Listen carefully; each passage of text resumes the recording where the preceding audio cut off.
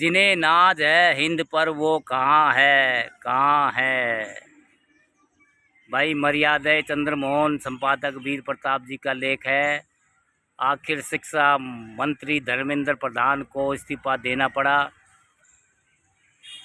इस्तीफा पहले भी हुए हैं। जवाहरलाल नेहरू को कृष्ण मेनन का इस्तीफा, तो इंदिरा गांधी को गृह मंत्री गुलजारी लाल नंदा का, तो अटल बिहारी वाजपेयी ने जॉर्ज फर्नांडीज का इस्तीफा लेना पड़ा। मनमोहन सिंह की सरकार में भी कई मंत्री हटाए गए। इन इस्तीफों और धर्मेंद्र प्रधान के इस्तीफों में अंतर ये है कि धर्मेंद्र प्रधान का इस्तीफा यूथ, जिसे जेन जी कहा जाता है, के दबाव में लिया गया।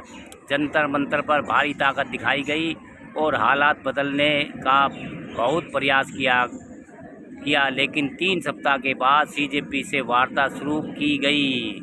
फास्ट ट्रैक कोर्ट बनाए, सबूत एग्जाम बिल लाया जा रहा है, सख्त एग्जाम बिल लाया जा रहा है। हायर एजुकेशन सेक्रेटरी का तबादला किया गया। एनटीए से 47 अफसरों को हटा दिया गया।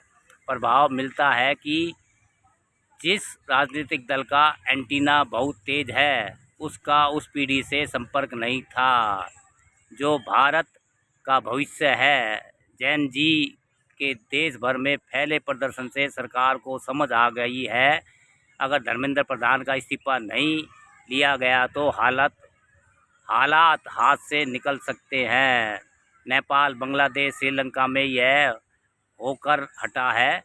यह भी एहसास था कि अगर इसे ठंडा न किया गया तो बाहरी ताकतें दखल दे सकती है।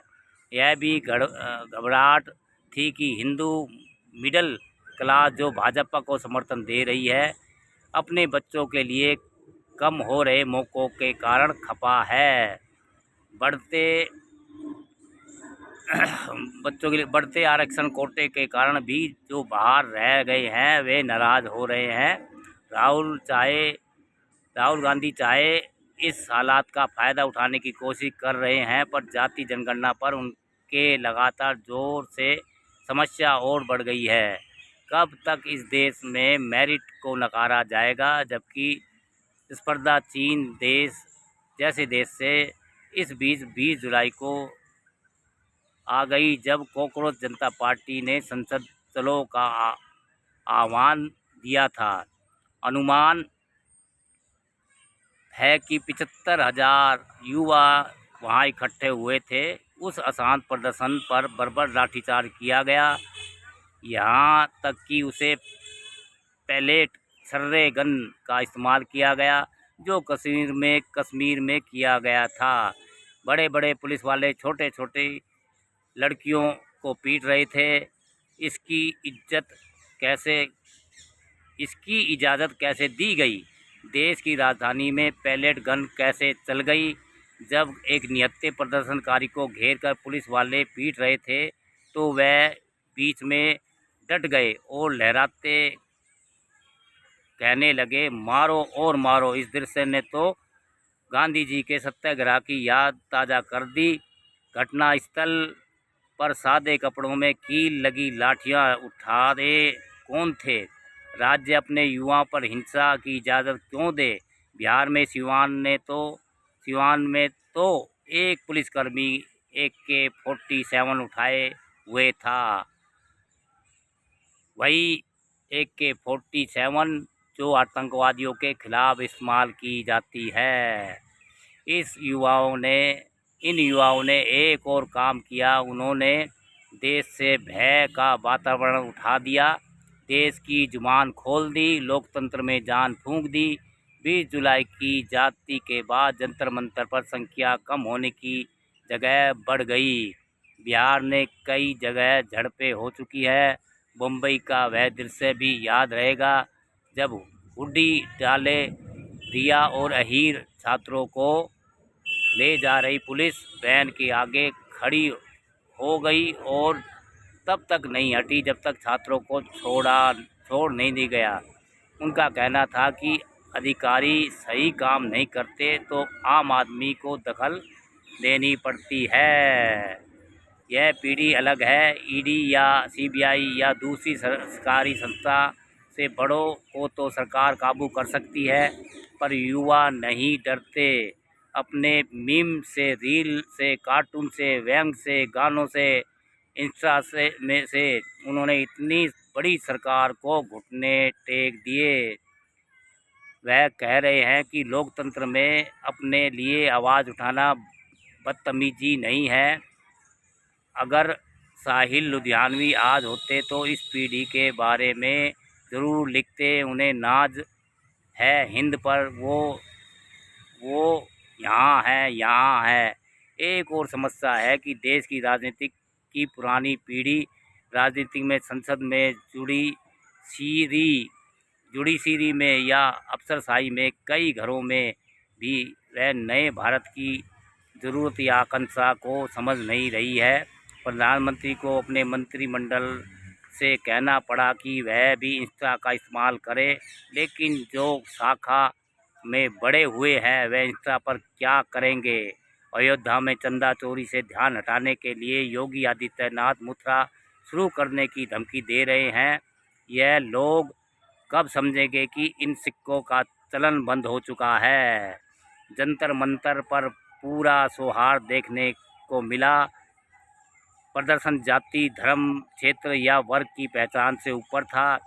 जब उन्हें हिंदू विरोधी कहा गया तो उन्होंने भजन गाने शुरू कर दिए और भजन पर मस्त हो तो नौजवान नाच रहे था। वह मुसलमान था। कई जिन्होंने भाजपा को वोट दिया कि बच्चे आंदोलन में हिस्सा ले रहे थे।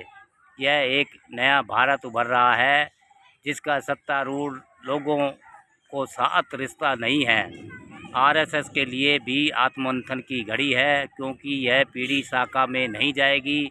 इस पर सोच या विचारधारा थोपी नहीं जा सकती। मोबाइल या लैपटॉप या इंटरनेट ही इनका संसार है। इन्हें औरंगजेब की कब्र की चिंता नहीं है। वो हिंदुस्तान जो हमारी पीढ़ियों और हमारे बाद की पीढ़ियों ने खो दिया था, उसे हासिल करने का प्रयास ये जेन जी कर रही है।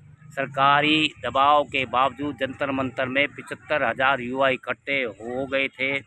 ये आशा बनती है कि हम सब कुछ खो नहीं बैठे।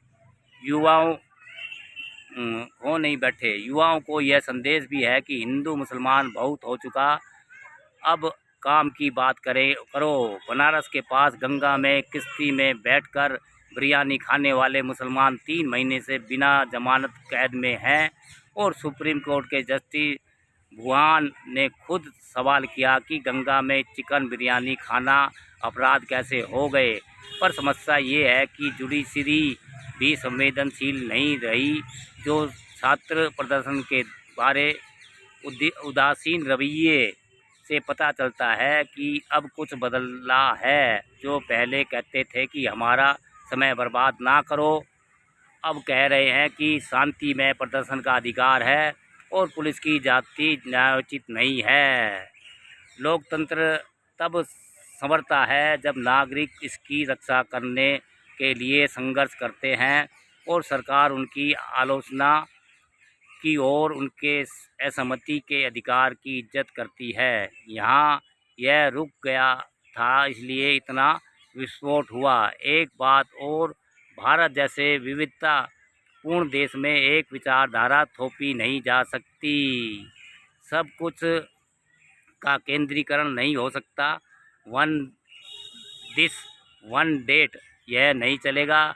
हम बहुत अलग अलग किस्म के लोग हैं। एक ही बात हमें जोड़ती है, हमारी देशभक्ति, हमारा भारतीय संविधान। दाइनू नागालैंड के आम नागरिक हैं। छात्र प्रदर्शन के दौरान उन्होंने 68 हज़ार रुपये के पिज़्ज़ा जंतर मंतर के लिए ऑर्डर किए। आदेश था कि जो भूखा है उसे दे देना।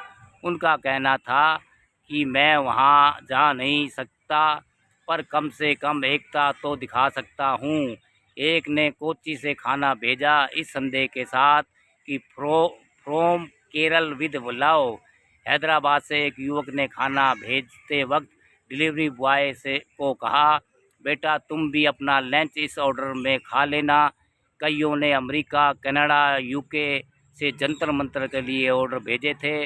देश के हर कोने से लोग उनके लिए खाना भेज रहे थे, जिन्हें वह जानते भी नहीं। यह वह भारत था जिसे हम लड़ाई झगड़े में खो बैठे थे। इंडियन एक्सप्रेस की एक रिपोर्ट के अनुसार 2002 और 2025 के बीच पेपर लीक के जो 45 बड़े मामले हुए थे, वे केवल 2 को सज़ा मिली थी और केवल 2 आगे क्या बेहतरी होगी।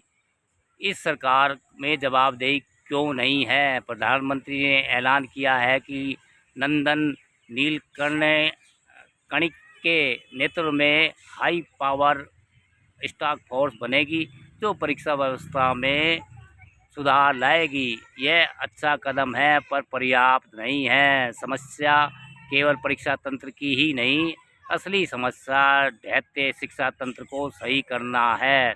उसे आज की परिस्थितियों, चुनौतियों और मौक़ों के लिए तैयार करना है।